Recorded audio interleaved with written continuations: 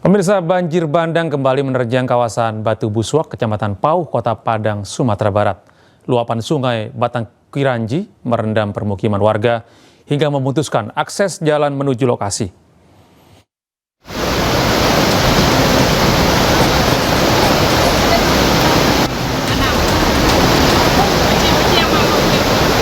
Tingginya intensitas hujan yang mengguyur Kota Padang sejak Rabu dini hari mengakibatkan meluapnya aliran sungai Batang Kiranji hingga ke permukiman warga di Batu Buswak, Kecamatan Pauh, Kota Padang. Banjir juga memutuskan satu-satunya akses jalan menuju lokasi permukiman warga tersebut. Satu-satu, yuk. Lewat dulu, ada itu, lewat dulu dia.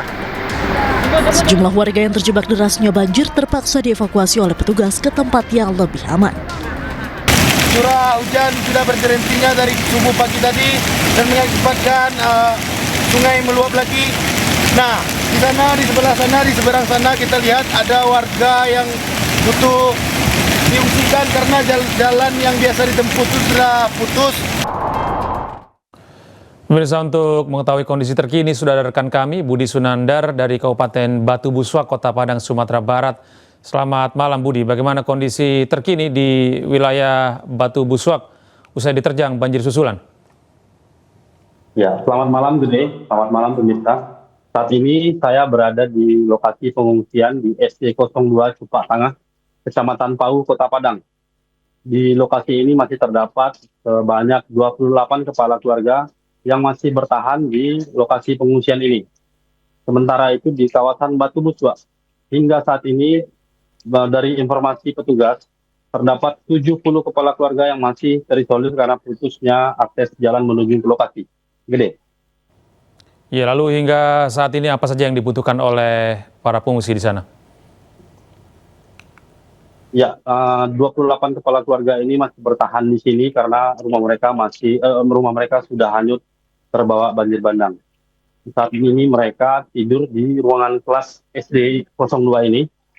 Mereka sangat butuh sekali selimut serta kasur yang cukup memadai untuk mereka tidur sehari-hari.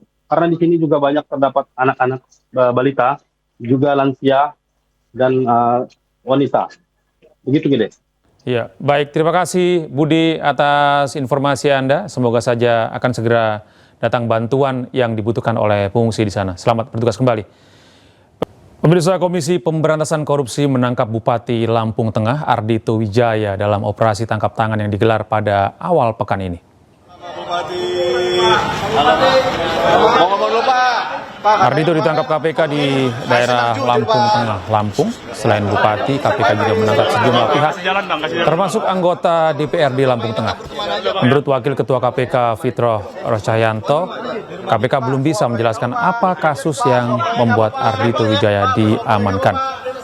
Penangkapan diduga berkaitan dengan suap pengesahan RAPBD.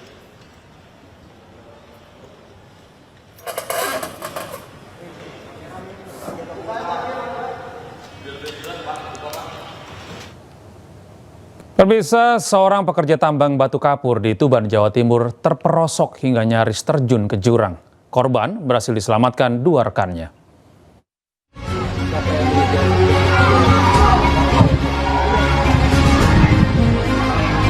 Detik-detik penyelamatan seorang pekerja tambang batu kapur di Tuban, Jawa Timur yang bergelantungan di dinding tembok curam berlangsung dramatis. Dua rekan korban berupaya mengevakuasi dengan alat bantuan yang muncul dari atas tebing.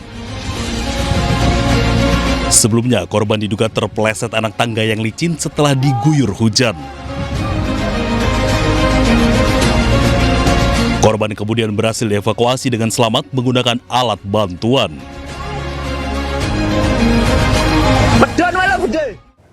Pemirsa, polisi menggerebek dan menutup sejumlah lokasi tambang ilegal di Bangkalan, Jawa Timur. Petugas juga menangkap dua orang pemilik pertambangan yang langsung ditetapkan sebagai tersangka.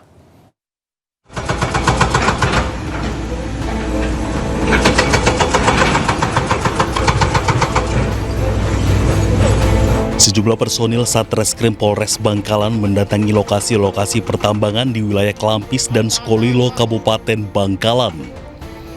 Dari 2 lokasi tambang ilegal ini, Polres Bangkalan mengamankan 2 tersangka yang merupakan pemilik serta pengusaha pertambangan ilegal. Polisi juga turut mengamankan sejumlah alat berat dari lokasi, yakni 3 eskavator serta 6 kendaraan dump truck. Dari hasil penertiban tambang ilegal ini, Polres Bangkalan melakukan penutupan 9 lokasi tambang ilegal. Selain dikeluhkan warga setempat karena merusak alam dan lingkungan sekitar, lokasi-lokasi tambang tersebut diketahui tak memiliki surat izin resmi. Penangkapan terhadap 2 tersangka, 2 TKP, di 1 TKP masing-masing 1 tersangka sudah kita tetapkan sebagai tersangka. Selanjutnya kami juga melakukan pelarangan atau penutupan terhadap beberapa lokasi yang diduga dilakukan penambangan. Kedua tersangka dijerat dengan Undang-Undang Pertambangan Mineral dan Batubara dengan ancaman 5 tahun penjara. Dari Bangkalan, Madura, Jawa Timur, Taufik Syarawi, iNews melaporkan. Beralih ke Jakarta, pemirsa, Pondok Pesantren Al-Mawadah di Jagakarsa, Jakarta Selatan terbakar. 23 santri dilarikan ke rumah sakit.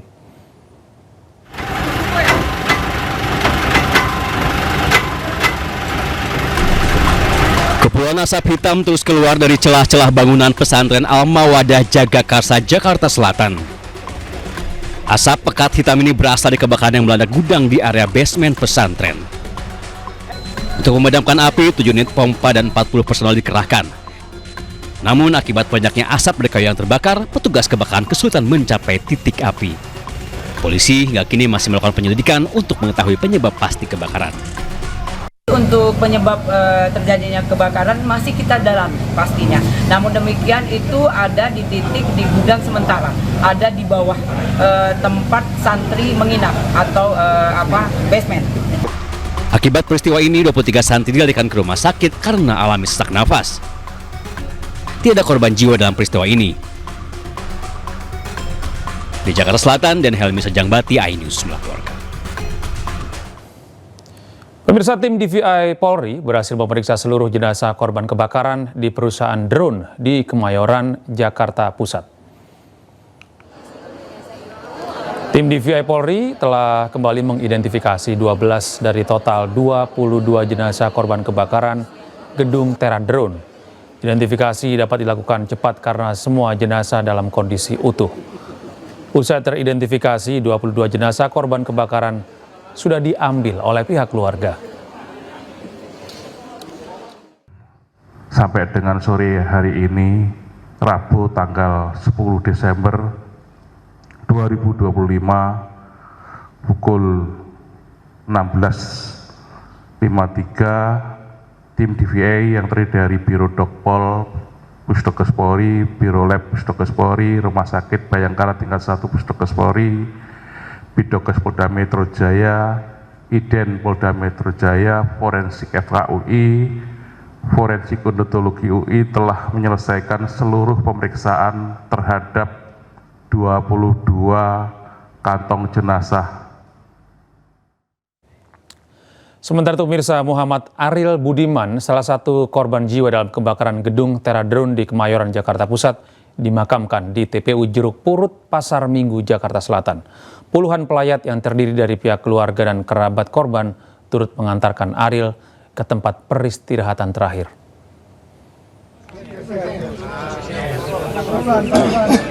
Setelah disemayamkan di rumah duka di Jalan Bangka 8, Mampang Perapatan, Jakarta Selatan, Muhammad Aril Budiman, salah satu korban jiwa dalam kebakaran gedung di Tera Drone di Kemayoran, Jakarta Pusat, dimakamkan di TPU Jeruk Purut, Pasar Minggu, Jakarta Selatan pada Rabu sore.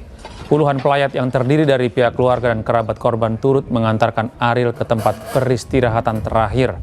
Paman almarhum mengatakan Aril sudah 1 tahun bekerja di sana sebagai staf keuangan, terjebak di kantornya yang terbakar.